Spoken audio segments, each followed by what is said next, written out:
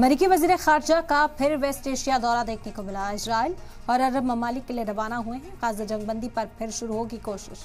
Israeli बंधकों की रिहाई को लेकर कोशिश की जा रही है। अहम जानकारी इस वक्त आप तक पहुंचा रहे हैं। अमेरिकी वज़ीर ख़ारजा का फिर वेस्ट एशिया दौरा देखने को मिला। इजराइल और अरब ममालिक के लिए रवाना हुए हैं। इजराइल भी जाएंगे, अरब ममालिक का दौरा भी करेंगे और इसी वजह से उम्मीद जाहिर की जा रही है कि गाज़ा जंगबंदी पर क्या एक बार फिर से नए सिरे से बातचीत हो सकती है। इजरायली बंधकों की रिहाई को लेकर भी क्या कोशिश हो सकती है। एक खबर ये भी सामने आई थी कि याह्या सिनवार की जो हलाकत की गई है इजराइल के जरिए, तो क्या उनके जज्बे खाकी को सौंपने के बदले इजरायली बंधकों की रिहाई की बातचीत हो सकती है।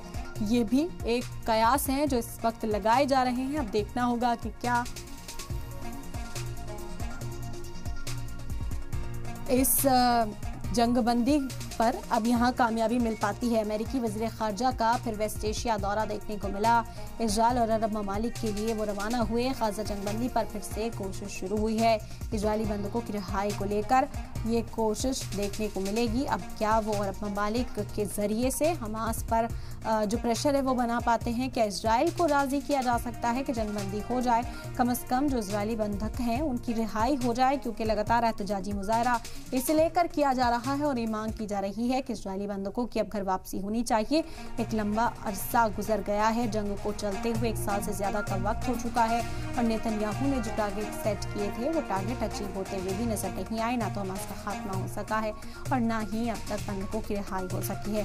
उसी पर हम बातचीत करते हैं। इस वक्त जेके त्रिपाठी साहब फॉर्मर एम्बेसडर जुड़ गए हमारे साथ।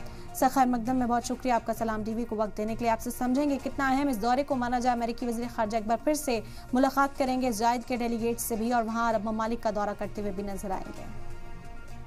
देखिए, अभी जब ब्लिंकन वहाँ मुलाकात करने जा रहे हैं इजराइल से, तो उनकी कोशिशें थोड़ी और तेज होगी, क्योंकि देखिए एक चीज अभी बहुत बड़ा जो एक मोटिव बहुत बड़ा है अमेरिका के आगे, वो कि अगर 5 नवंबर से पहले किसी भी तरह का फौरी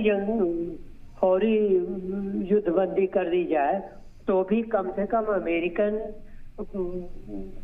वोटर्स के लिए कम से कम अमेरिकन वोटर्स के सामने ये प्रेजेंट करने की बात होगी डेमोक्रेटिक गवर्नमेंट की कि देखिए हमने जंग रुकवा दी।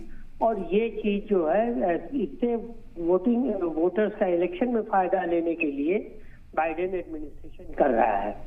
नहीं तो एक और बाइडेन एडमिनिस्ट्रेशन कहता रहा है कि देखिए जंग रोकी, और दूसरी ओर इजराइल को हथियार भी सप्लाई करता रहा है, जो कि उसकी असली मंशा है।